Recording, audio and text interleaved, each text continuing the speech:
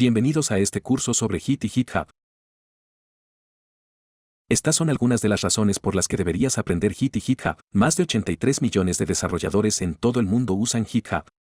El 90% de las empresas de Fortune 500 usan GitHub. Más de 200 más millones de repositorios o proyectos residen actualmente en GitHub. GitHub es un componente clave de su viaje DevOps. De hecho, si quieres impulsar tu carrera en DevOps, GitHub es el punto de partida. No llegarás a ninguna parte a menos que aprendas GitHub. GitHub es también la plataforma de co-hosting más popular en comparación con sus competidores como Bitbucket o GitLab. Git es el sistema de control de versiones más popular que jamás haya existido. Es casi una habilidad imprescindible para cualquier profesional de TI, y supongo que ya lo sabes. Estos son los objetivos de este curso.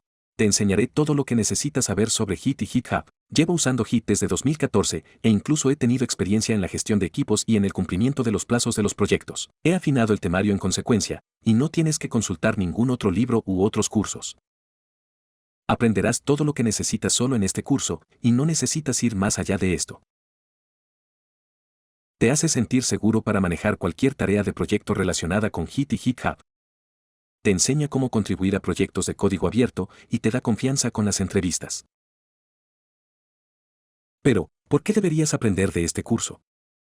Todos los temas importantes y esenciales se tratan en los primeros capítulos y todos los temas que no son tan esenciales se discuten más adelante en el curso. Con solo ver first 6 a 10 capítulos, comenzará a sentirse seguro para comenzar a realizar las tareas relacionadas con GitHub. Dicho esto, le recomiendo encarecidamente que vea todo el curso para aprender todo el tema. Combino varios temas relacionados en la misma conferencia para ahorrarle un tiempo precioso. Si tiene sentido para mí combinar varios temas relacionados y enseñarlos juntos, siempre lo hago, no solo para ahorrar tiempo, sino también para enseñar de manera más efectiva. Te enseñaré el tema con escenarios del mundo real, casos de uso y flujos de trabajo. Yo mismo he manejado algunos de los desafíos de proyectos más difíciles y ciertamente puedo usar esa experiencia para hablar sobre algunos de los escenarios del mundo real donde se pueden aplicar todos estos conceptos. Tengo una habilidad única para enseñar conceptos muy complejos de una manera fácil de entender. Entenderás esto por ti mismo una vez que progreses en este curso. También tengo expectativas sobre quien está viendo este curso. Olvídate de lo que ya saber y empezar de nuevo. Si ya sabes algo sobre Git y GitHub o cualquier tema relacionado, quiero que borres todo de tu mente y comiences con una mente limpia. De lo contrario, es posible que escuches algunas terminologías contradictorias que luego podrían comenzar a confundirte. Dedicación y compromiso para aprender todo el tema. Vivimos en el mundo de las distracciones. A menos que te esfuerces por quedarte comprometido y dedicado a aprender todo el tema, realmente no estás aprendiendo nada. Practica lo que enseño. Practicar por una vez equivale a 10 veces de lectura, dicha por alguien en algún lugar, pero tiene mucho sentido.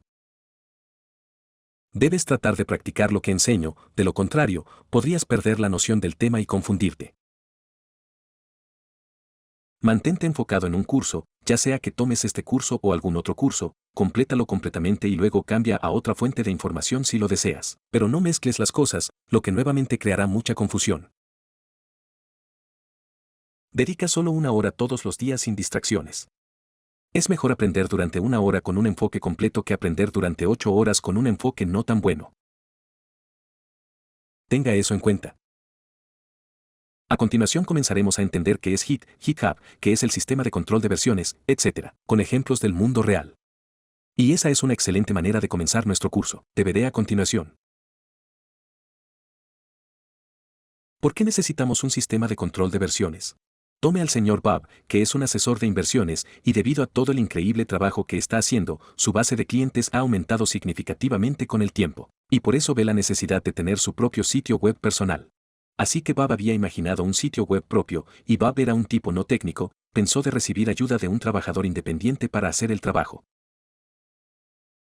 Así que se reunió con Sundar, que es un trabajador independiente, y le explicó todo lo que espera en su sitio web, y le dio como fecha límite el 24 de febrero, que coincide con su cumpleaños, a lo que Sundar accedió y comenzó a trabajar en el proyecto. Dentro de la computadora de Sundar, Sundar había creado esta carpeta llamada aplicación de inversión, dentro de la cual creó todos estos archivos que harían ese sitio web. Después de unos días de trabajo, Sundar finalmente había terminado de trabajar en la creación del sitio web. Lo probó. También lo alojó en un proveedor de alojamiento o en un proveedor de servicios en la nube, puso en marcha la aplicación y se la mostró a Bob. Bob quedó bastante impresionado con el trabajo realizado por Sundar, por lo que decidió agregar un par de características más a su sitio web. Y dio como fecha límite el 20 de febrero, a lo que Sundar una vez más aceptó el trato y comenzó a trabajar en esas características adicionales.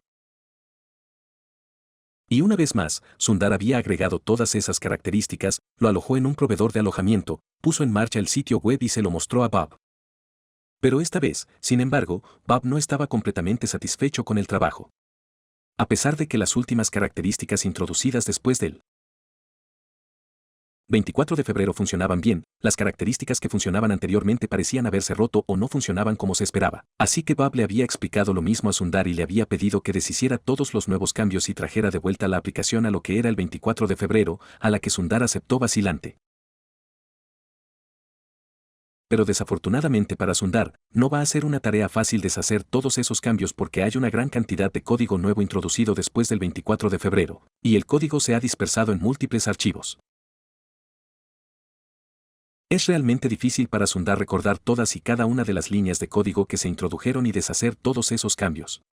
Sin embargo, Sundar quería aceptar el trato para mantener contento al cliente. Después de muchas noches de insomnio y después de mucha frustración y muchas pruebas, Sundar finalmente hizo el trabajo. Sin embargo, esta vez, Sundar no cumplió con la fecha límite de Bob y Bob se preguntaba por qué Sundar tardó un par de semanas solo en deshacer los cambios, mientras que solo le tomó unos días crear todo el sitio web. Esto ha resultado en Bob no estar satisfecho. Y pronto Sundar comenzó a ver problemas similares con algunos de sus otros clientes también. Se quejaban de que algunos de las características no funcionaban como se esperaba, que había funcionado antes.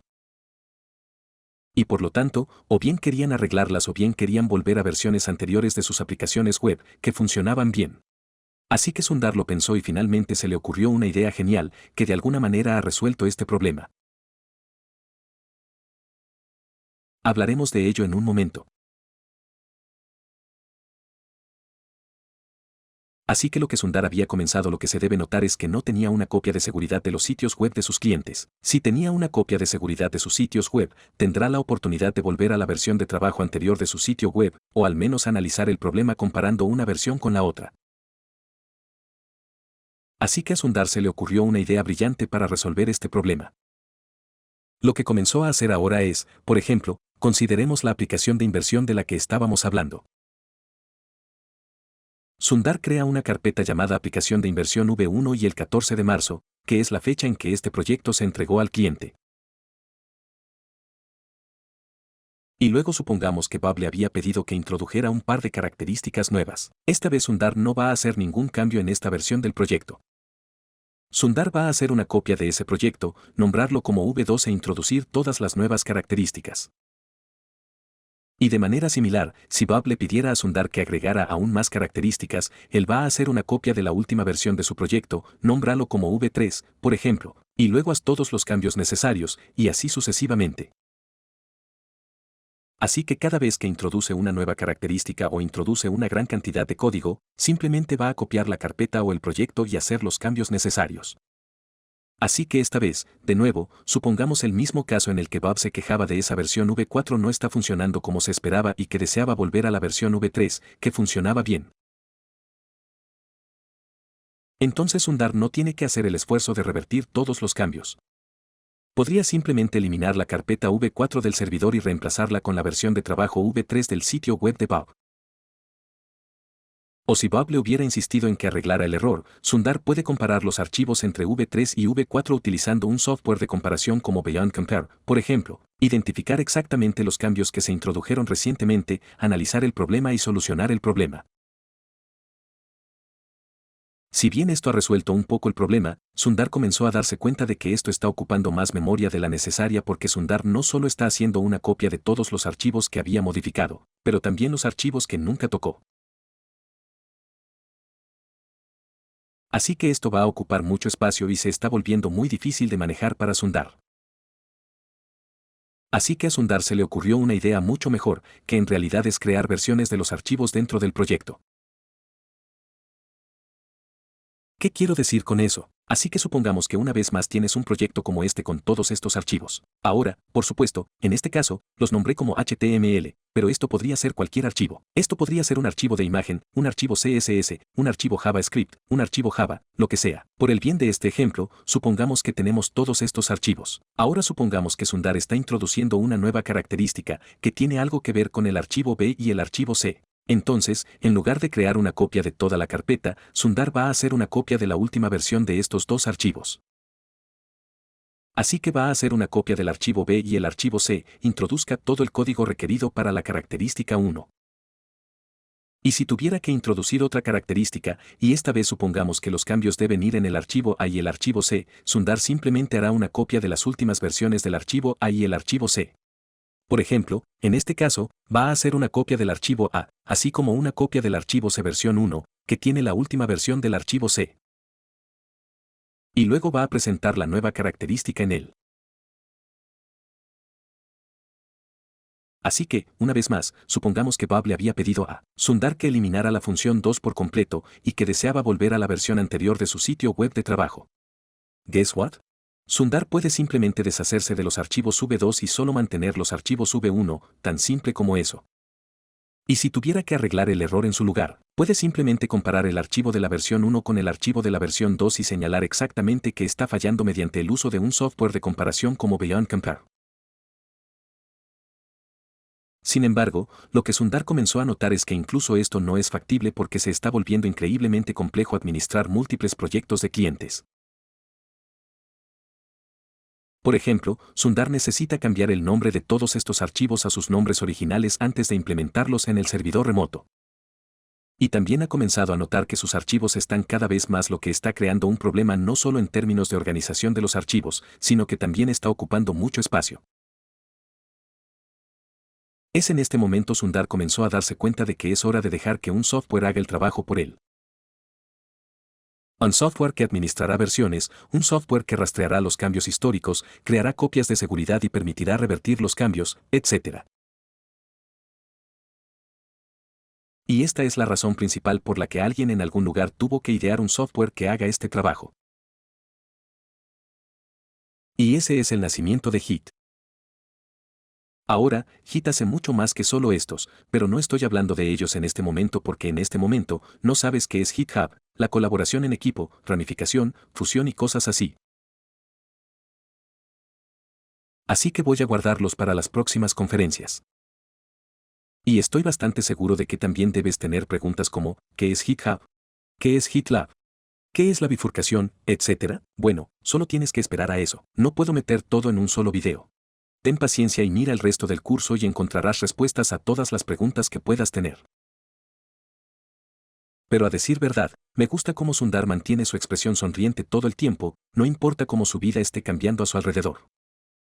Algo de lo que aprender, ¿no? ¿Qué acabas de decir? No, solo estoy diciendo que tienes un gran sentido de la moda. Oh, está bien. Veamos cómo funciona un sistema de control de versiones o simplemente un software DCS a un nivel muy alto. Una vez más, supongamos que tenemos a Sundar, que es un desarrollador independiente, y Sundar tiene un nuevo cliente, Linda, que es propietaria de un restaurante y quería tener un sitio web para su restaurante, para aceptar pedidos en línea de sus clientes. Y se puede decir por la sonrisa de Sundar que está listo para emprender el proyecto. Pero en base a sus malas experiencias pasadas con algunos de sus otros clientes, ahora ha decidido usar un software DCS para administrar el control de versiones.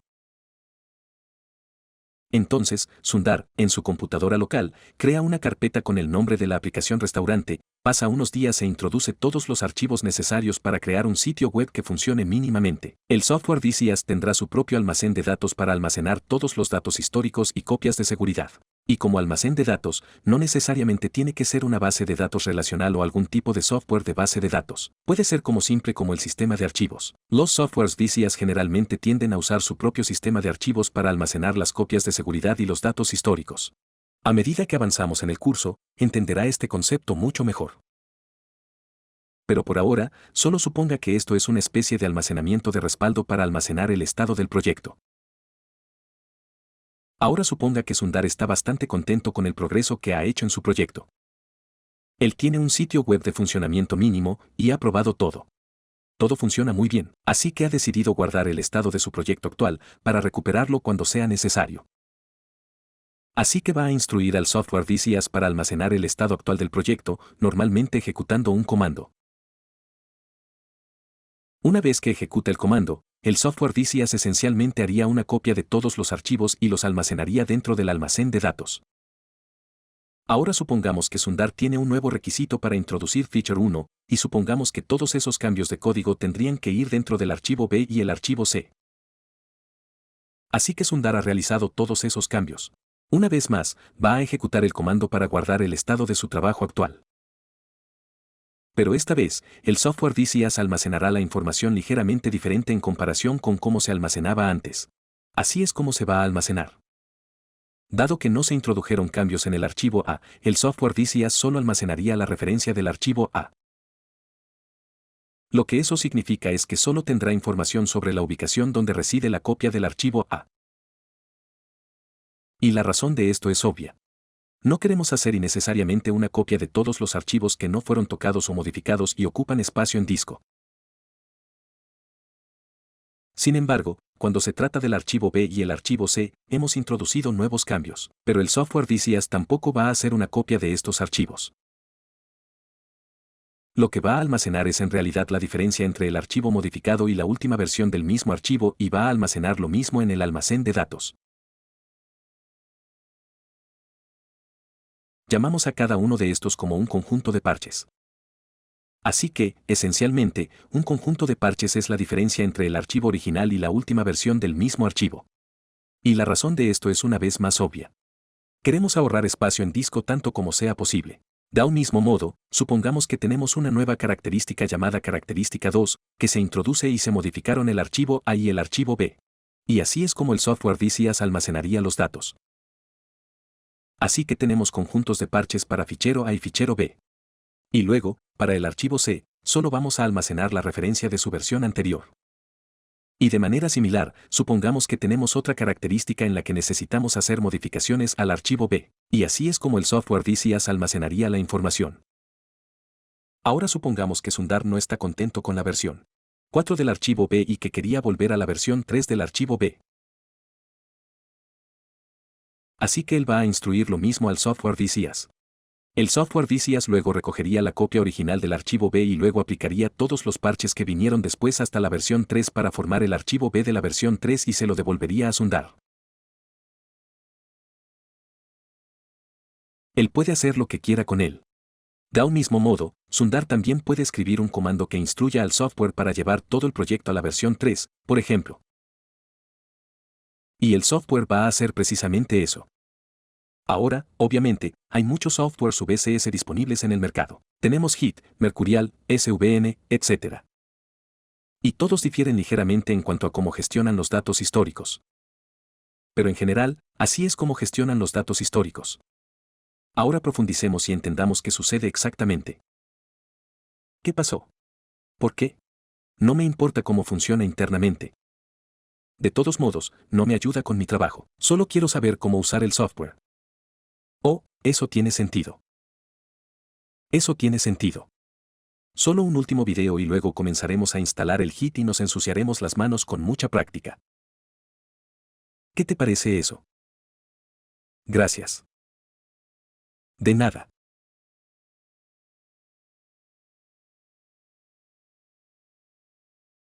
Hablemos del sistema de control de versiones distribuido. Linda está muy contenta con el trabajo realizado por Sundar y empezó a notar el aumento en los ingresos de su negocio desde que lanzó su sitio web. Y debido a las crecientes demandas de los clientes, ahora ha decidido tener aún más funciones en su sitio web, para lo cual una vez más se acercó a Sundar para que hiciera el trabajo por ella. Pero esta vez, debido a las crecientes demandas de sus clientes, tiene un plazo muy corto, a lo que Sundar ha aceptado el trato. Claro, Sundar es muy consciente del hecho de que no puede hacer esto solo y que necesitaba contratar a un par de personas en su equipo para que le ayudaran a entregar el proyecto a tiempo. Así que Sundar contrató a un par de personas, conoce a Isa y Luke, que son los nuevos miembros del equipo. Sundar también les ha proporcionado un nuevo MacBook Pro, compartió los archivos del proyecto o el código, o tal vez lo ha alojado en un servidor FTP, compartió el enlace y les pidió que lo descargaran. Y también les ha dado instrucciones para instalar un software DCS en la computadora local, dados todos sus beneficios. Por supuesto, Sundar tiene su propio entorno local y su propio conjunto de problemas. A medida que avanzan en el proyecto, Sundar comenzó a notar algunos problemas con el uso de un sistema de control de versiones local. Algunos de los problemas a los que se enfrentaban son estos. No hay cambios históricos de otros miembros.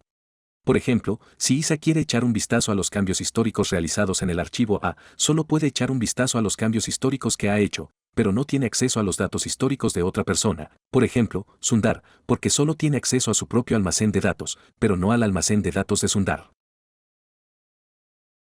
Ahora, esto es claramente un problema. A menos que tenga acceso a todo el historial de cambios, no puede trabajar eficazmente en una tarea. Otro problema es que es difícil mantener la base de código más reciente. Cada vez que alguien hace un cambio, necesita informar a otros desarrolladores que ha realizado ese cambio y que también necesita copiar ese código en su máquina local, para tener la última versión del código en todas las computadoras. Esto es, por supuesto, prácticamente imposible, especialmente cuando tienes varios miembros del equipo trabajando en una sola base de código, y las cosas se complicarían aún más si dos personas trabajaran en el mismo archivo exacto. Otro problema es la falta de gestión centralizada de roles o control de acceso. Por ejemplo, supongamos que Sundar quiere poner una restricción a Luke para que solo pueda acceder a un conjunto particular de carpetas en el proyecto, pero no las otras carpetas. Bueno, con el sistema de control de versiones local, él no tiene control sobre eso. Así que Sundar ha pensado en todos estos problemas a los que se enfrentaban y ha hecho una investigación en Google y finalmente se le ocurrió el llamado sistema de control de versiones centralizado, lo que simplemente significa que esta vez, en lugar de tener el almacén de datos, así como el código en los entornos locales o en las máquinas locales, va a estar en un servidor centralizado, y todos elegirían el código del servidor centralizado, trabajarían en él y luego lo enviarían de vuelta al servidor para que otros puedan usar su código.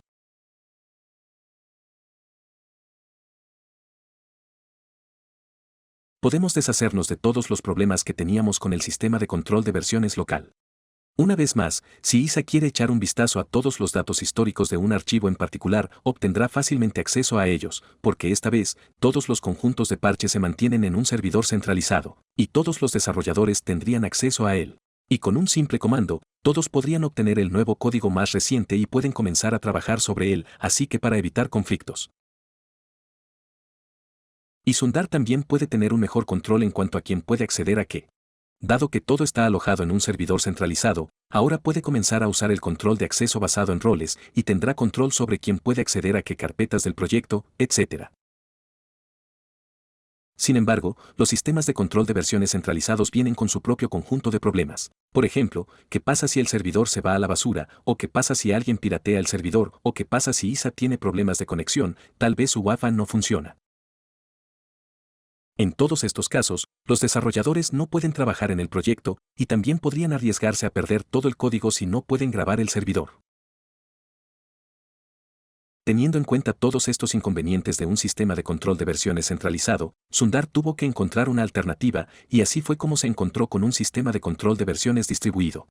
Es básicamente lo mejor de los dos mundos de VCS local y VCS, eliminando todos sus inconvenientes.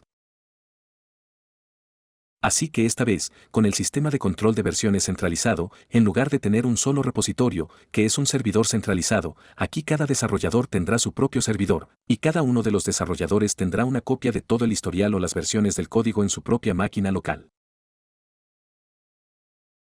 Lo que eso significa es que, incluso si el servidor se fuera a la, todo el mundo tiene su propia copia local de todo el código, así como de los datos históricos.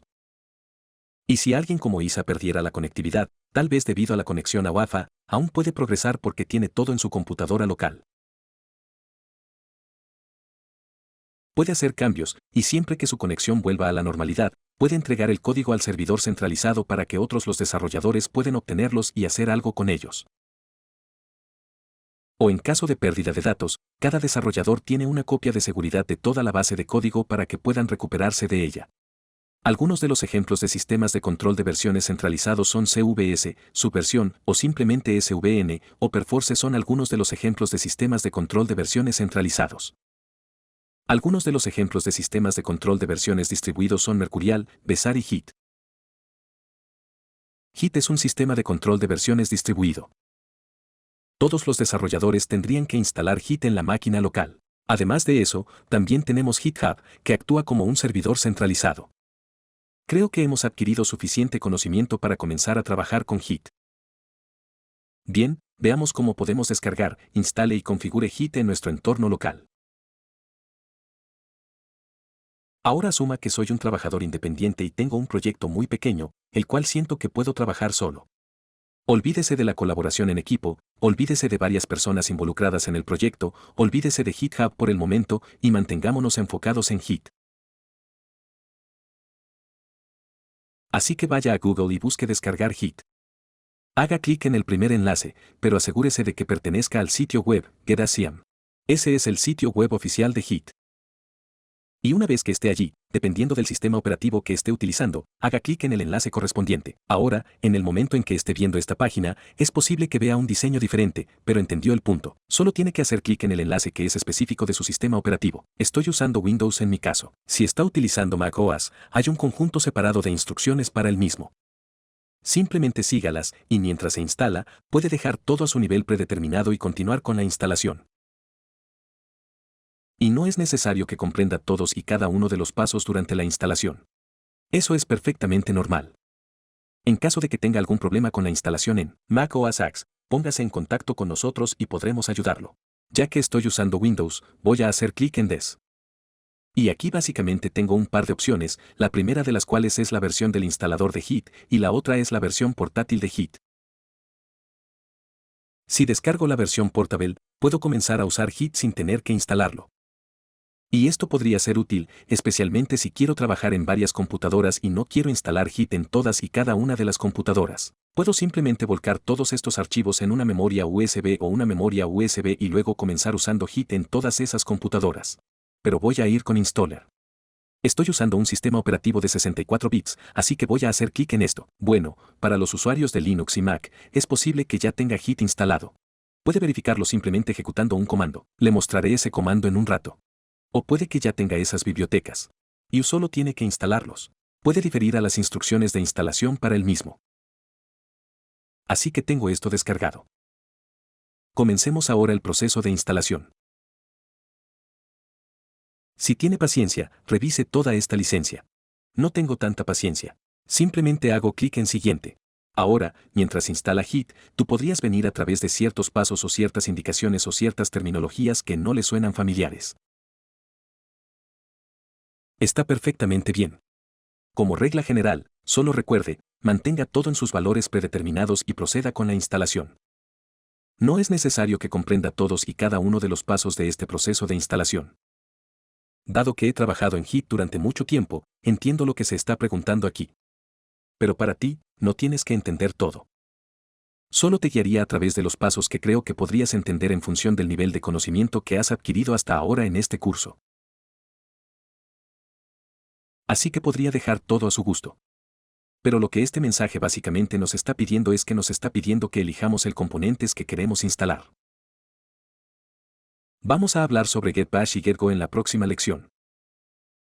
Puede simplemente ignorar y mantener el resto de las cosas en sus valores predeterminados. No queremos entrar en demasiados detalles. No vale la pena.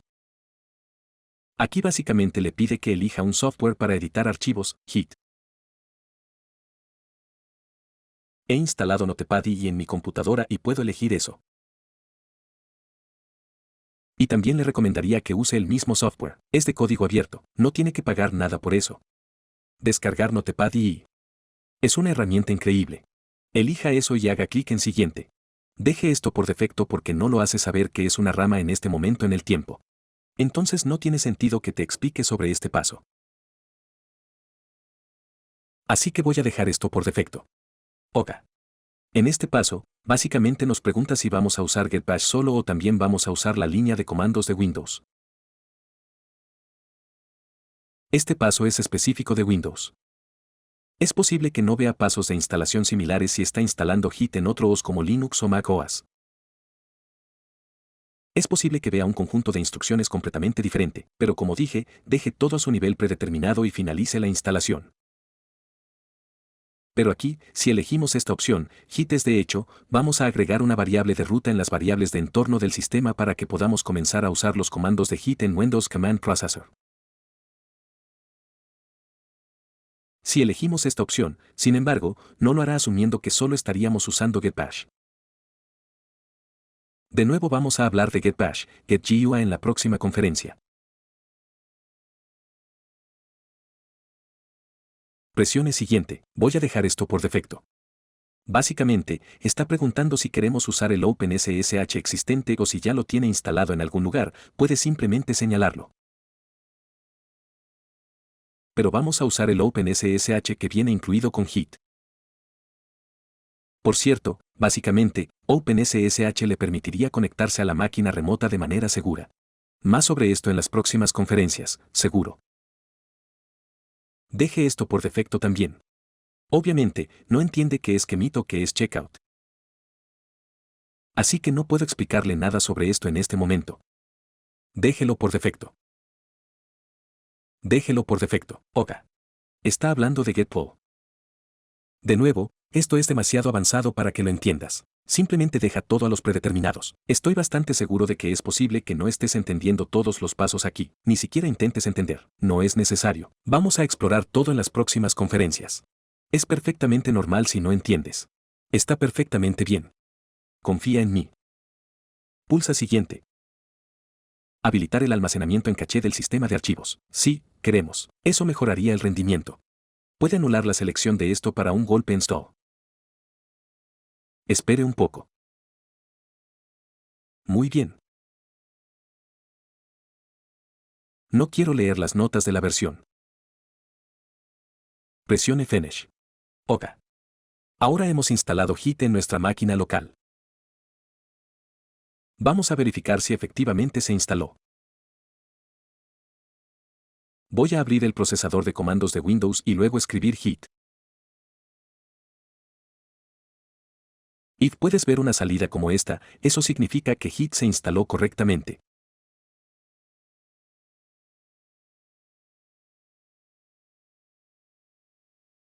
La razón por la que podemos ejecutar el comando Git desde el procesador de comandos de Windows es porque en algún lugar en medio del proceso de instalación, le habíamos pedido a Git que incluyera la variable de ruta de Git en variables de entorno de Windows. Déjame mostrarte lo que quiero decir. Busca variables de entorno. Haga clic en editar variables de entorno del sistema.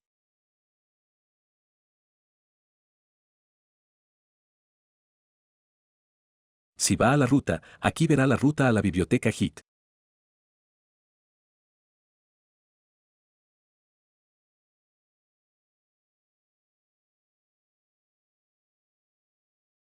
Siempre que ejecute el comando algo como Git que acabamos de ejecutar, el sistema operativo Windows en realidad echará un vistazo a todas estas rutas enumeradas aquí.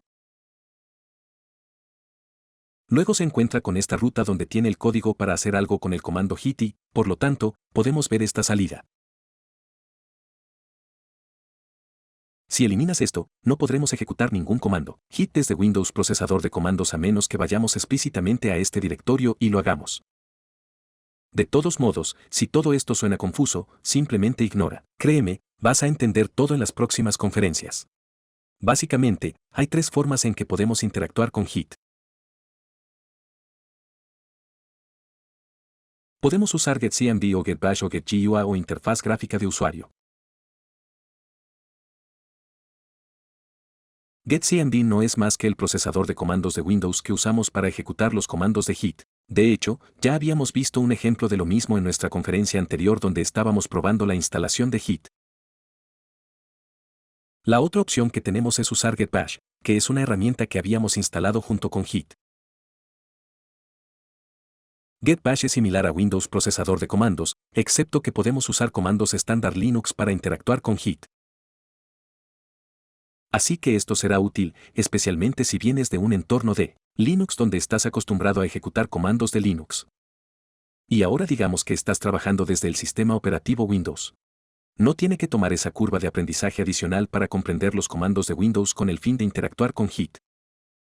Por ejemplo, para enumerar todos los archivos en una carpeta en particular dentro de la línea de comandos de Windows, usa el comando DIL, mientras que en Linux, usa el comando ls para enumerar todos los archivos. Si está usando Mac o Linux, ambos vienen con Shell Unix y no tiene que instalar Get-Bash.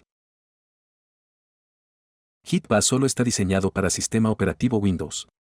Si no está acostumbrado a ninguna de estas herramientas, obviamente siempre es mejor elegir Get-Bash en lugar de Getcmd. Y la razón es que, si está acostumbrado a Get-Bash, también se puede trabajar en el funcionamiento del Linux sistema en un momento posterior si lo desea. La tercera opción que tenemos es GetGUI o interfaz gráfica de usuario. Y como su nombre indica, esta herramienta proporcionará una interfaz gráfica de usuario para interactuar con Git. Ahora tengo que mencionar que GetGUI no tiene soporte para todas las características que Git tiene para ofrecer. Podemos hacer más con Get-Bash o Getcmd en comparación con GetGUI. Dicho esto, GetGUI también tiene su propio papel. Por ejemplo, si desea echar un vistazo a la imagen general o si desea obtener una vista panorámica de todos los cambios históricos, etc., entonces podría resultarle útil usar una GetGUI en comparación con Get-Bash. Sin embargo, en el resto del curso, usaremos Get-Bash ya que esta es la mejor opción. También podríamos explorar GetGUI en algún momento del curso, pero nos centraremos principalmente en Get-Bash, que también es la opción popular.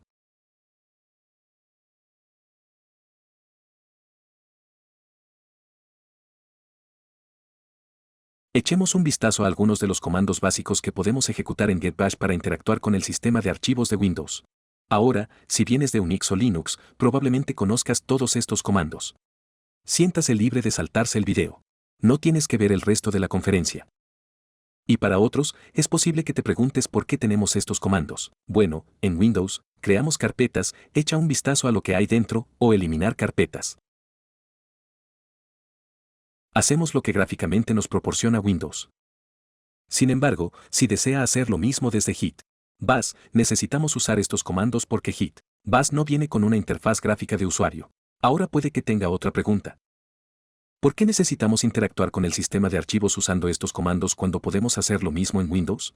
Bueno, la respuesta es que puedes hacerlo de cualquier manera, pero si aprendes estos comandos, podría serte útil en el futuro.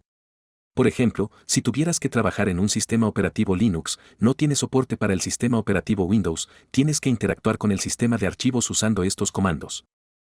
Y estos comandos tampoco son difíciles de aprender. En realidad, se explican por sí mismos. Por ejemplo, tenemos mkdir, significa make directory, y como su nombre indica, te ayudará a crear un directorio o una carpeta. Y luego tenemos cd, significa change directory. Te ayudará a cambiar de un directorio a otro directorio.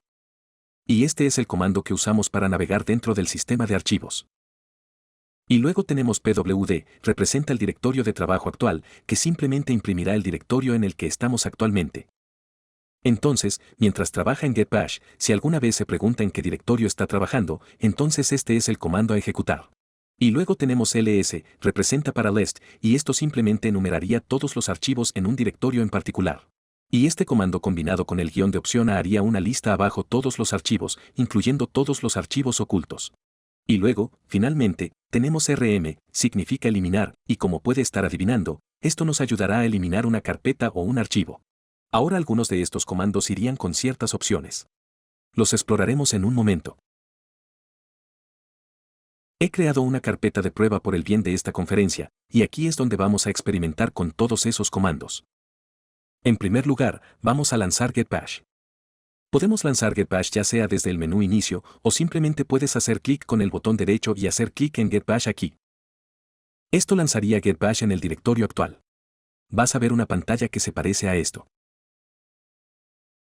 Comencemos creando una nueva carpeta. Así que adivina el comando que necesito usar. Es mkdir, significa make directory. Y voy a proporcionar el nombre de la carpeta o el directorio que quería crear. Llamémoslo MIAP o lo que sea. Así que esto ha creado un nuevo directorio. Para asegurarse de que tiene de hecho, hemos creado un directorio, vamos a ejecutar el comando ls para enumerar todos los archivos en el directorio actual. Y efectivamente, vemos el directorio que acabamos de crear. También podemos agregar una opción A para enumerar todos los archivos, incluidos los archivos ocultos. Pero por el momento, en este directorio, no tenemos ningún archivo oculto para mostrar. Pero este comando será útil en el futuro, especialmente cuando queremos explorar el directorio hit, que está oculto. Ahora vamos a entrar en el directorio miap. ¿Cómo lo hago? Adivina el comando. Golpea cd para cambiar el directorio. Y voy a mencionar el directorio. Presiona Enter y actualmente estamos dentro del directorio miap. Para asegurarnos de que estamos dentro de este directorio, ejecutemos el comando pwd para verificar el directorio de trabajo actual, y esto imprimiría map directory. Ahora vayamos al directorio padre de miap. Entonces, ¿cómo lo hago? Windows cd space // Si desea ir al directorio de abuelos, luego simplemente agrega una barra oblicua de puntos más, y eso hará el truco. Sin embargo, solo me gustaría ir al directorio principal.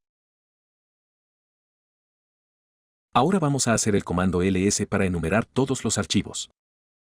Ahora digamos que quiero eliminar esta carpeta.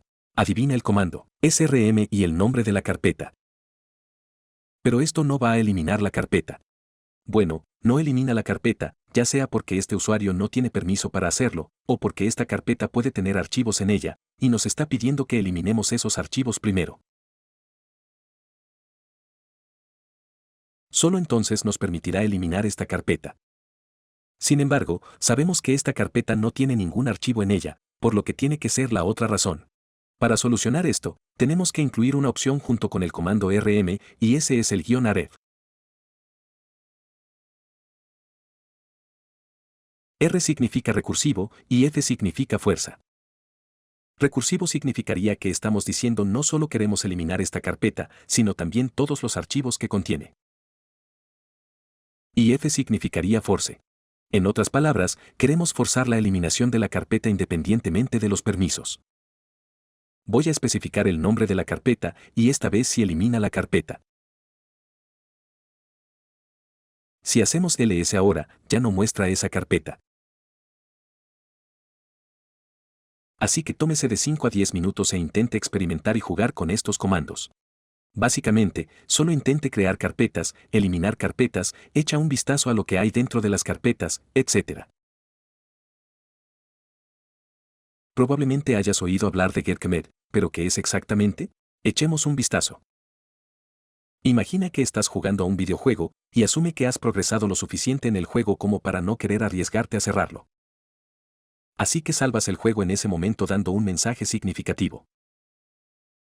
Continúas jugando el juego y haces algún progreso, y una vez más, sientes ganas de guardar el juego, y haces precisamente eso dando un mensaje significativo.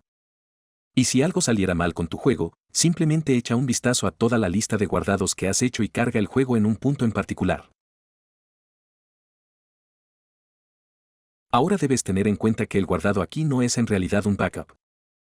Es como una instantánea. Por ejemplo, no puedes simplemente copiar el archivo guardado y llevarlo a otro sistema donde esté instalado el mismo juego y poder cargar el juego desde ese punto de guardado. No es posible. Sin embargo, si se trata de una copia de seguridad, tomarías una copia de seguridad de todo el juego por completo. Por ejemplo, si un juego está dentro de una carpeta, simplemente copiaría toda la carpeta, la llevaría a otro sistema y comenzaría el juego donde desea comenzar. Así que guardar aquí es esencialmente como una instantánea, pero no exactamente una copia de seguridad. Una analogía similar se puede explicar con los puntos de restauración de Windows. Es posible que esté creando varios puntos de restauración dando un mensaje significativo, y si algo sale mal con su sistema, tal vez un virus o algo así, realmente deseo que eso no suceda. Pero si algo así sucede, simplemente eche un vistazo a toda la lista de puntos de restauración que ha creado, elija uno de ellos y restaure el sistema a su estado anterior. Y así como tiene puntos de restauración para Microsoft o la opción de guardar para un juego, tienes getcommit para tu proyecto.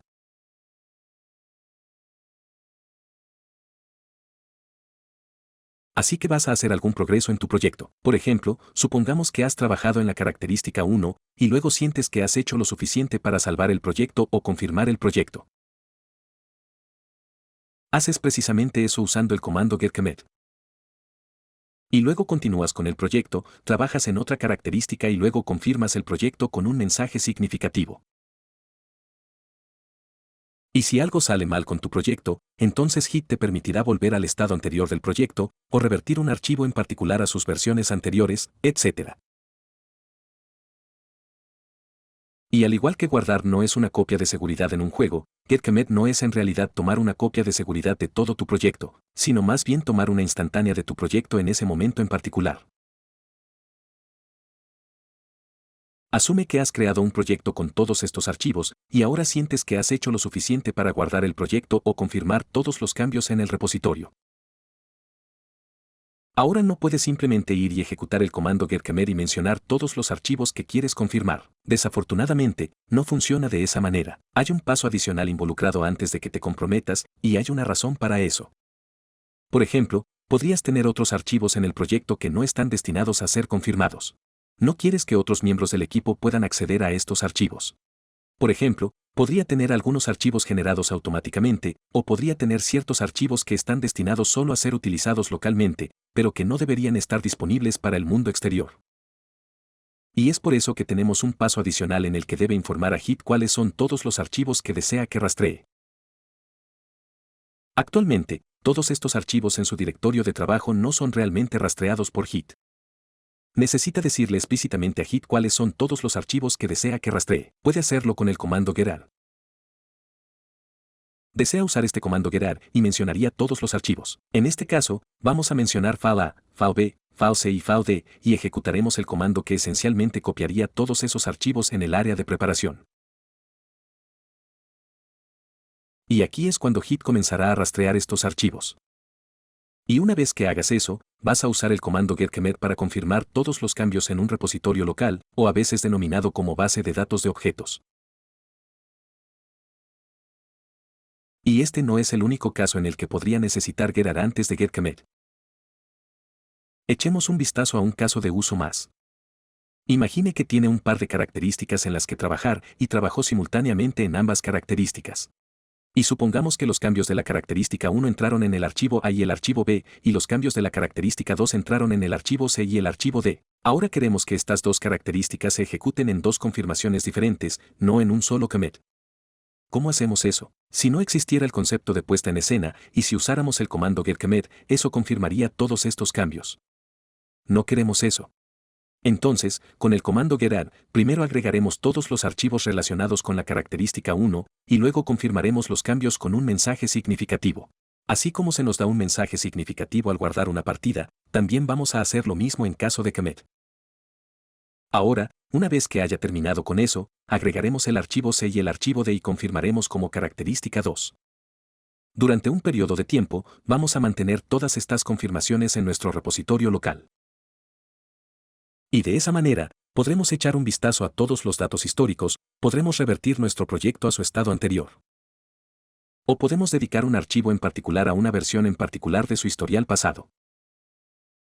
O podríamos querer echar un vistazo a la diferencia entre la versión actual del archivo y sus versiones anteriores, y así sucesivamente. Vamos a explorar todo eso en las próximas conferencias, seguro. Y eventualmente, vamos a empujar todos estos cambios a un repositorio centralizado como GitHub. Y así es como otros miembros del equipo podrán acceder a tus cambios y también a todas tus confirmaciones y datos históricos. Sin embargo, ese es el tema de otro capítulo. También debo mencionar que cuando comencé a usar Git, me uní a una comunidad local de GitHub y les hice esta pregunta. ¿Por qué necesitamos tener un par de pasos para confirmar los cambios? ¿Por qué no podemos tener un comando que se parezca a esto? Vamos a mencionar getCommit m y luego vas a dar un mensaje. Y luego vas a enumerar todos los archivos que quieres confirmar. Eso podría corresponder a la característica 2, por ejemplo. Bueno, no obtuve ninguna respuesta satisfactoria de ellos. De hecho, si hablas de otros sistemas de control de versiones como Mercurial o Subversive, no tienen este paso adicional de agregar los archivos antes de comprometerse.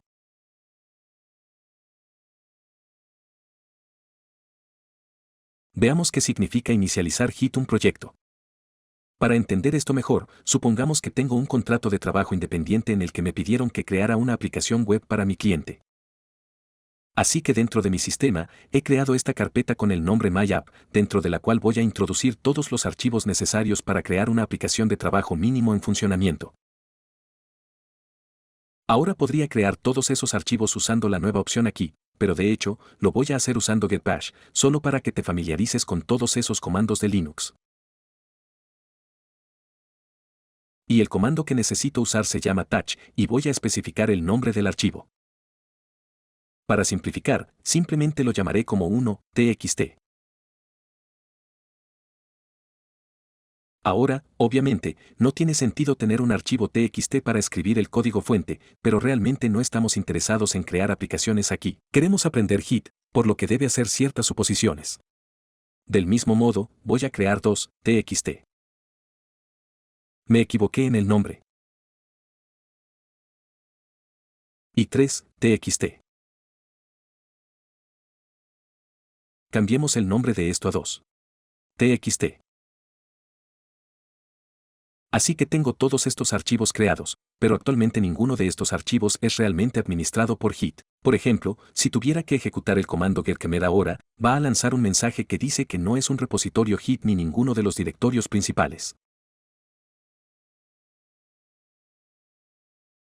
Así que necesitamos hacerle saber a Git que necesita administrar nuestro proyecto, y la forma en que lo sabes es usando un comando getInit, significa initialización.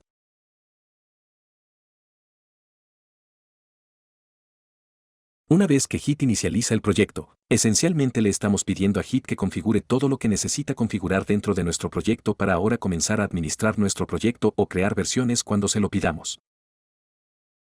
Y si te fijas, en realidad ha creado una carpeta oculta con el nombre Git. Aquí es donde tenemos el área de preparación de la que hablamos anteriormente.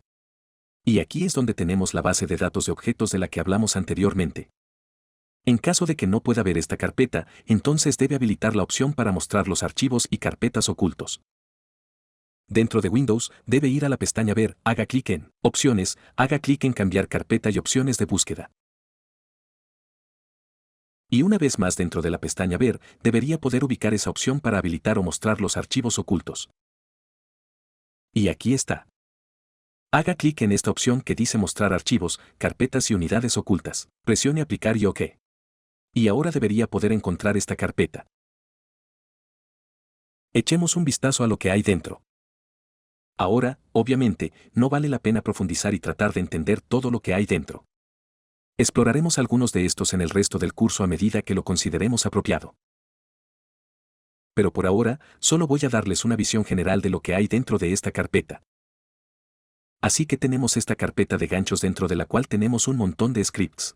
Estos scripts definirían lo que se debe hacer antes y después de un evento en particular. Por ejemplo, ya estamos al tanto del evento commit y luego tenemos este script con el nombre treeCommit. Como su nombre indica, hace algo antes de ejecutar la lógica de commit real. Entonces Git podría ejecutar este script antes de ejecutar la lógica de commit.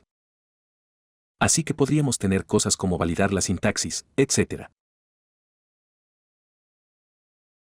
Si realmente tiene curiosidad por saber qué hay dentro de estos scripts, puede hacer clic con el botón derecho y abrirlo con Notepad y simplemente revisar todos estos comentarios y tratar de tener una idea de lo que está haciendo.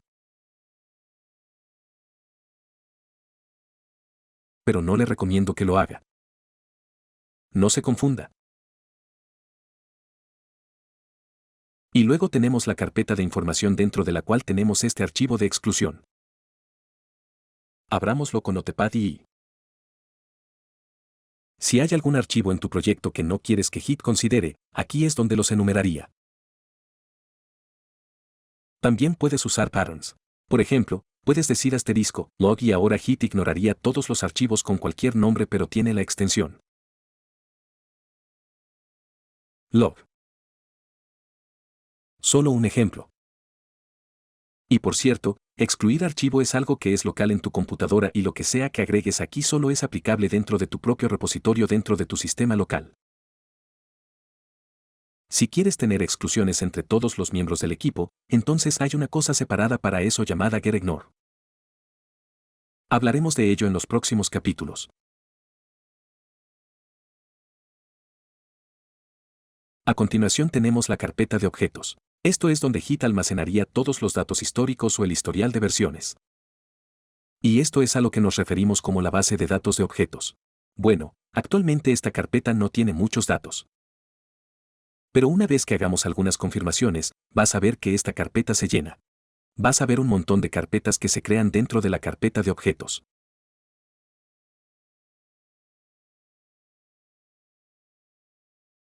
Tenemos la carpeta refs, pero no hablemos de ella porque para entender esto, necesitas saber qué es un objeto commit, hashing, etc.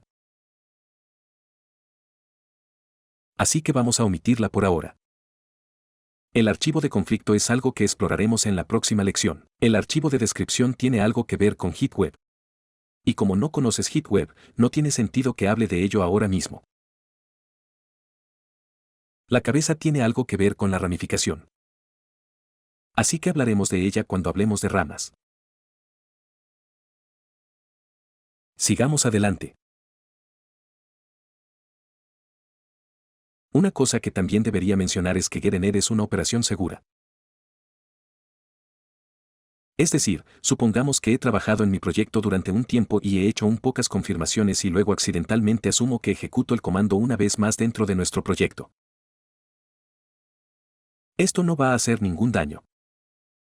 Todo permanecería como está, como si no hubiéramos ejecutado este comando en absoluto. Sin embargo, si eliminas esta carpeta, entonces eso va a causar problemas. Vas a perder todos los datos históricos, todo el historial de versiones, etc. Y luego necesitaría reinicializar el proyecto ejecutando el comando git init y comenzar desde cero, o necesita verificar el proyecto desde el repositorio centralizado, que exploraremos en los próximos capítulos. Pero como regla general, siempre recuerde no meterse con esta carpeta a menos que sepa lo que está haciendo. El hecho de que esté oculta de forma predeterminada debería indicarle que no está destinada a ser utilizada por desarrolladores como usted y yo, sino para ser utilizada por el propio Git. Sin embargo, puede haber casos en los que necesite realizar algunas ediciones o hacer algo dentro de esta carpeta. Por ejemplo, ya hemos hablado sobre el archivo de exclusión de información, donde es posible que desee agregar algunas exclusiones. Pero de lo contrario, en la mayoría de los casos, no quiere meterse con esta carpeta. Simplemente déjelo en manos de Git. Bien, veamos cómo podemos configurar las credenciales de Git e intentemos comprender su propósito real. Ahora tenemos un proyecto inicializado por Git con un montón de archivos. Vamos ahora a intente ejecutar el comando getCommit y vea qué sucede. Git le preguntará amablemente, por favor, dígame quién es. En otras palabras, está preguntando, está bien, voy a hacer cambios por ti, pero ¿quién diablos eres tú? Y también ha proporcionado instrucciones sobre cómo podemos introducirnos a Git ejecutando estos comandos. Pero no se trata solo de que te presentes en Git. Este es en realidad un propósito real de que configures estas credenciales. Por ejemplo, digamos que uno de los miembros de tu equipo recibió un defecto o un error asignado a su nombre, diciendo que una de las características no está funcionando como se esperaba. En el proceso de analizar el problema, van a echar un vistazo a todos los cambios históricos de ese archivo, y luego se encuentran con un cambio introducido anteriormente, que parecía haber causado el problema o que parecía haber roto una característica. ¿Adivina qué? Van a conocer el nombre de la persona y la dirección de correo electrónico de la persona que hizo esos cambios. Van a para contactarlos y pedirles que corrijan el error. Pero, ¿cómo sabe Git todo esto? Es cuando configuras estas credenciales dentro de tu Git. Cuando haces un commit y empujas todos esos cambios al repositorio centralizado, que va a ser GitHub, también almacenará esta información sobre quién ha hecho que cambia.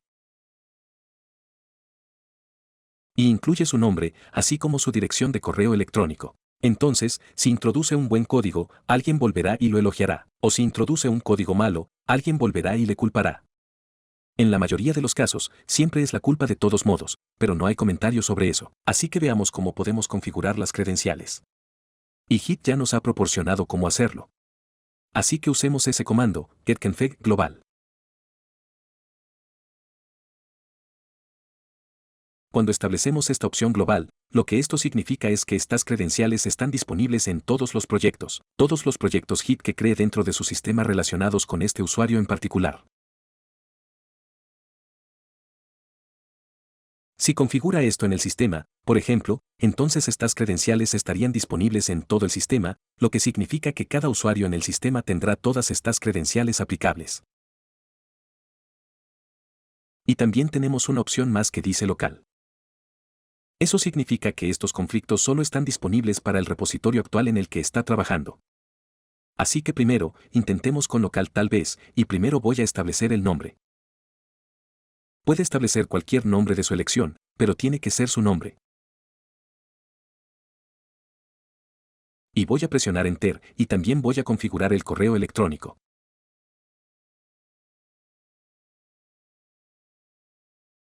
Bien, ahora echemos un vistazo a donde se encuentran realmente estos poblados.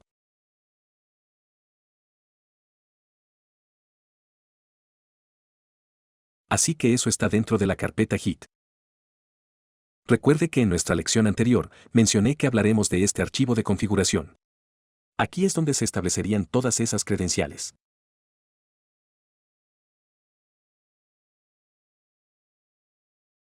Ahora intentemos establecer estas credenciales a nivel global.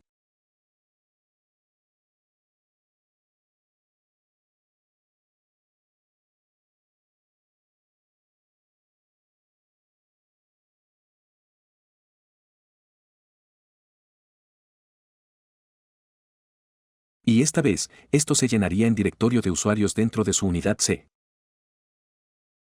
Permítanme sacarlo.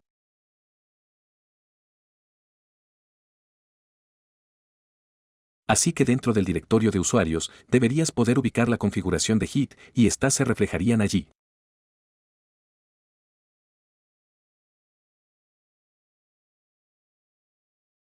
Y de manera similar, si tuvieras que establecer las credenciales de todo el sistema, puedes hacerlo. No espero que tu computadora sea utilizada por varias personas y todas están contribuyendo a tu trabajo. Pero de todos modos, configuremos esto. Para el usuario del sistema, aunque necesita tener permiso. Así que vamos a lanzar Git desde el menú de inicio como administrador y luego podremos establecer las credenciales.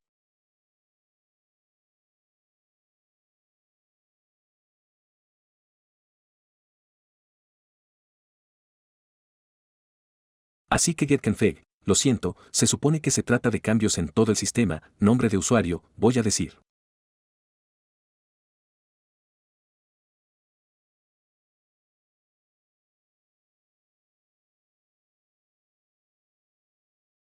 Y esto ha funcionado. Y estos se reflejarían dentro de los archivos del programa.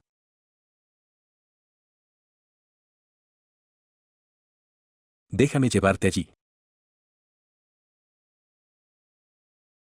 Así que dentro de los archivos del programa, get@Sarora, vas a ver el archivo getConfig, y aquí es donde se rellenarían las credenciales.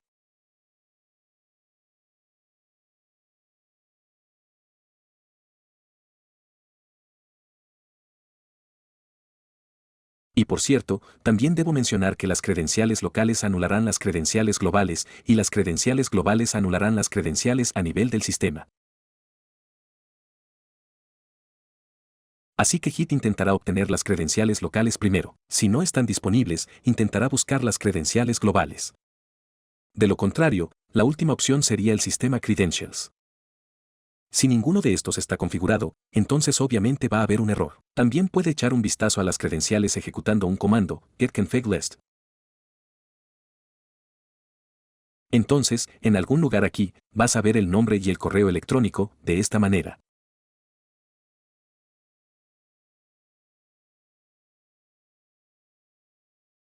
También puede dar una opción para ver un nivel particular de credenciales, digamos local, por ejemplo. Y también puede ser más específico sobre qué información dentro de la configuración desea echar un vistazo. Queremos echar un vistazo al nombre de usuario, por ejemplo, y va a imprimir el valor del mismo.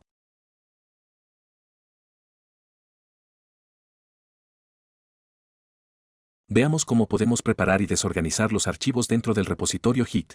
Y como mencioné antes, necesitamos preparar archivos antes de planear confirmarlos. Así que actualmente tenemos 3 archivos dentro de nuestro directorio de trabajo. Planeemos confirmarlos. Permítame expandir la ventana para que tenga una mejor vista. También permítame escribir el comando borrar para borrar la pantalla y así obtener una vista fresca. Voy a hacer ls para enumerar todos los archivos, y actualmente tenemos 3 archivos. Si intento hacer getCamera ahora, se va a quejar de decir que tenemos archivos sin seguimiento dentro de nuestro proyecto. Necesitamos tener al menos un archivo rastreado o necesitamos tener al menos un archivo en staging area para poder comprometerse, y eso es de lo que se queja. Ahora, ¿cómo preparamos estos archivos? Adivina el comando. Bueno, Git ya nos ha dado una pista. Es git add. Así que vamos a hacer getar y podría simplemente enumerar todos los archivos que quería confirmar. Por ejemplo, 1, txt, space, 2, txt, etc. Esto sería útil si desea ser selectivo en cuanto a qué archivos desea confirmar como parte de una característica en particular. Sin embargo, en este caso, me gustaría confirmar todo, por lo que podría usar un carácter como din_star. También puedo usar un pattern. Por ejemplo, puedo decir start.txt y esto prepararía todos los archivos con cualquier nombre que tenga. txt extensión. Así que ejecutemos este comando. Esto es lo que necesitamos. Así que esto ahora ha organizado todos nuestros archivos en el área de preparación. ¿Cómo hacemos seguro que ha preparado todos nuestros archivos? Bueno, hay un comando para verificar y ver el estado. Eso es estado de Git.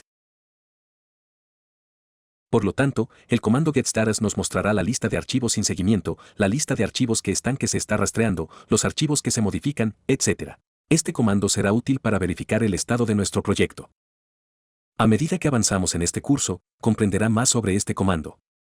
Entonces, después de ejecutar este comando, nuestros archivos se enumeran en cambios a confirmar y también ha cambiado el color de estos archivos a verde, que representa que estos archivos ahora están siendo rastreados, o estos archivos están en el área de preparación en este momento, en comparación con un caso anterior en el que todos estos archivos se enumeran en archivos sin seguimiento y están marcados en rojo. Ahora suponga que quería eliminar uno de estos archivos del área de preparación, tal vez porque lo agregué accidentalmente aquí. ¿Cómo hacemos eso? Bueno, Git ya nos ha dado una pista sobre el comando que necesitamos ejecutar para desorganizar un archivo. Esa es la opción Get_Around with Cached. Y siempre que digo cached o index_state, todos queremos decir lo mismo. Tenga eso en cuenta. Así que Get_Around Cached, y voy a enumerar los archivos que quería despreparar.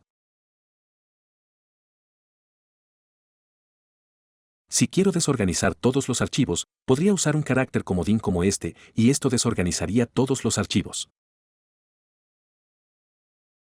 Déjame hacer eso.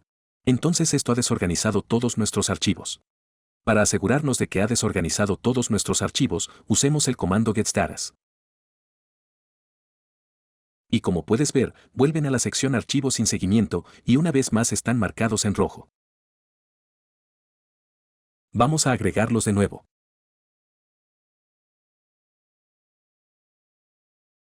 Permítame esta vez intentar desorganizar un solo archivo, tal vez 2, txt. Debe asegurarse de utilizar esta opción cached. Si no utiliza esta opción, entonces este comando tendrá un significado diferente, de la que hablaremos en las próximas conferencias. Así que esto ha desescalonado 2, txt. Vamos ahora a comprobar el estado de nuestro proyecto. Y como puede ver, 2.txt ahora aparece en archivos sin seguimiento, mientras que los otros dos archivos se enumeran en cambios a confirmar. Así que tómese un momento e intente experimentar con estos comandos para preparar y desorganizar los archivos y verificar el estado simultaneously. No confirmes los cambios todavía. Vamos a hablar de ello en la próxima lección. Pero no dudes ni tengas miedo de experimentar con todos estos comandos. Es posible que sientas que estos comandos son bastante simples y directos en este momento, pero a medida que avanzamos en este curso y a medida que introduzco más y más comandos de Git, comenzarás a sentir que son muy confusos. Así que la única arma que tienes para evitar eso confunde estado de ánimo es práctica. No puedo enfatizar lo importante que es practicar todos estos comandos, de lo contrario pronto te confundirás. Nos vemos en la próxima. Veamos cómo podemos confirmar nuestros cambios en el repositorio Git. Por cierto, cuando digo repositorio Git, podría referirme a nuestra carpeta de proyecto con la carpeta Hit, o también podría referirme al almacén de datos de objetos del que hemos hablado anteriormente. Depende del contexto. Para evitar la confusión, voy a llamar a nuestro directorio de trabajo o a nuestra carpeta de proyecto como repositorio Hit. Voy a referirme a la base de datos de objetos como la base de datos de objetos. Solo para evitar confusiones. Así que actualmente tenemos todos estos archivos en su lugar. Asegurémonos de que todos estos archivos estén preparados. Así que voy a hacer Hit Status. Tenemos un archivo que no está preparado. Así que vamos a hacer get2.txt para prepararlo. Vamos a hacer Hit Status una vez más, y tenemos todos nuestros archivos preparados. Voy a decir hitkemer m, y luego vamos a proporcionar un mensaje significativo. ¿Por qué necesitamos proporcionar este mensaje? Bueno, básicamente describe los cambios que estás cometiendo. Entonces, en un momento posterior, si tú o alguien más en tu equipo echara un vistazo a todos los cambios históricos o compromisos históricos, llegan a saber qué confirmaciones que mirando su mensaje. Por ejemplo, podría estar confirmando cambios para corregir un error o agregar una característica. Como buena práctica, en aplicaciones en tiempo real, seguimos un formato específico para este mensaje. El primero va a ser la combinación de caracteres alfanuméricos, que es esencialmente un defecto o un ID de característica que elige de su herramienta de seguimiento de defectos. Si está trabajando para una organización, entonces usted podría tener una herramienta de seguimiento de defectos o características. Elegiría ese ID e ingresaría aquí. Por ejemplo, podría ser algo como W y algunos numéricos. WA significa elemento de trabajo. Podría ser algo más para usted. Y luego va a proporcionar un mensaje descriptivo, e incluso este mensaje se elegiría del título de ese defecto de la herramienta de seguimiento de defectos. Voy para decir mi aplicación de trabajo o lo que sea. Vamos a presionar Enter, y todos los cambios que se prepararon ahora se confirmarían. Y para asegurarnos de que tenemos todos los archivos comprometidos, hagamos getStatus, y no muestra nada, lo que significa que no tenemos ningún archivo para confirmar. Ahora sigamos adelante y hagamos una modificación en uno de los archivos existentes en nuestro directorio de trabajo. Para eso, voy a usar el comando hecho solo para llenar uno de los archivos con un texto, mi texto en el archivo 1, por ejemplo. Y voy a volcar este mensaje dentro de 1.txt archivo. Este comando es equivalente a abrir el 1.txt archivo e ingresando el texto mi texto en el archivo 1. Déjame presionar Enter. Voy a usar el comando cat para ver lo que hay dentro del 1.txt, solo para asegurarte de que tenemos este mensaje allí, y imprime el texto dentro de 1.txt. ¿Todo bien? Ahora bien, este es un cambio que hemos introducido, lo que significa que necesitamos preparar esto para confirmar esto. Así que vamos a hacer getStatus una vez más, y esta vez va a decir que tenemos un archivo que está modificado. Así que voy a hacer getter para agregar este archivo y llevarlo al área de preparación. getStatus se volvió verde, lo que significa que está listo para ser confirmado. Así que voy a usar una vez más el comando commit para confirmar los cambios.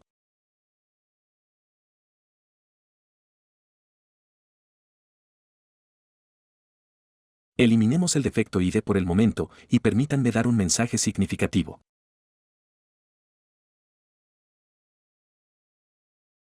Archivo modificado 1, por ejemplo. Presione Enter. Hit Status, y efectivamente, tenemos nuestros cambios confirmados. Ahora consideremos un caso de eliminación de un archivo. Así que para eso, voy a usar el comando rm, significa eliminar, y luego voy a especificar el nombre del archivo. Vamos a deshacernos de 2.txt, por ejemplo. Ahora este comando no es específico de Hit. Este es un comando típico de Unix. Presione Enter. Haré ls para ver si se eliminó, y efectivamente se eliminó.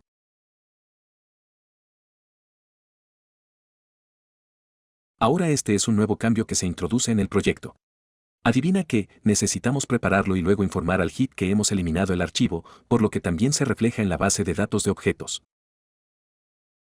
Entonces getStatus mostrará que el archivo se ha eliminado, pero este cambio no se realiza por etapas. So get get status, y tenemos cambios que están listos para ser confirmados.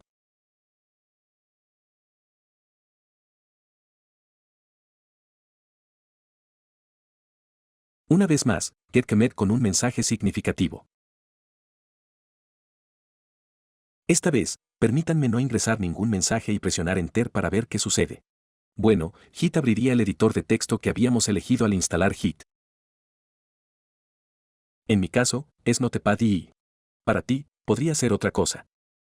Y aquí, ingresaríamos el mensaje, que de lo contrario ingresaríamos con la opción M. Voy a decir archivo eliminado 2. Guarde el archivo y simplemente ciérrelo, y ha confirmado nuestros cambios. Cuando usamos el comando rm, eliminamos el archivo, y luego ejecutamos el comando getter para organizar esos cambios. Sin embargo, podemos hacer estos dos pasos de una sola vez, es usando el comando getrm. Así que esta vez, en lugar de solo rm, estoy diciendo git rm. Esto no solo eliminará el archivo, sino que también organizará esos cambios en el área de preparación. Eliminemos 3, txt, por ejemplo. Haré una lista, y como puede ver, el archivo se eliminó. Pero si hago getStatus, a diferencia del caso del comando rm, esta vez los cambios ya están preparados, y puede confirmar directamente los cambios. Git commit and deleted 3 file.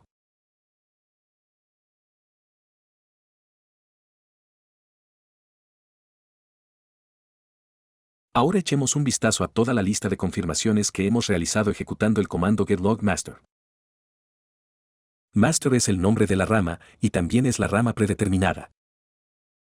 Vamos a hablar de las ramas más adelante, pero por ahora, simplemente ejecute a ciegas este comando para ver toda la lista de confirmaciones que ha realizado. Así que la más reciente se mostraría en la parte superior. Como puede ver, tenemos nuestra primera confirmación con el mensaje de mi aplicación de trabajo, y luego modificamos el archivo 1, eliminamos el archivo 2, eliminamos 3 archivo.